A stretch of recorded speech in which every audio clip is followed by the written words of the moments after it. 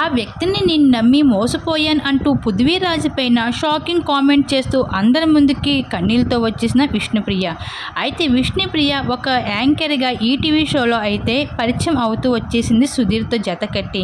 ఇంకా ఆ తర్వాత సోషల్ మీడియాలో చాలా యాక్టివ్గా ఉంటూ తన యాక్టింగ్ కెరీర్తో దూసుకుంటూ పోయింది.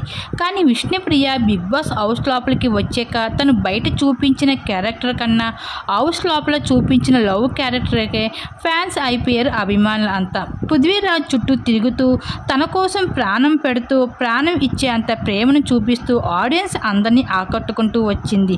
ఇంకా బయటకు వచ్చాక పృథ్వీరాజు విష్ణుప్రియ కలుస్తారు అనుకుంటే పృథ్వీరాజు మాత్రం విష్ణుప్రియని మాత్రం ఒక క్రష్గానే చూస్తూ వచ్చేశాడు. అలానే పృథ్వీరాజు విష్ణుప్రియ చూపించిన ఎఫర్ట్స్ని ఫిదా అయ్యాడు, కానీ లవ్లో మాత్రం పడలేదు అని చెప్పాలి పృథ్వీ.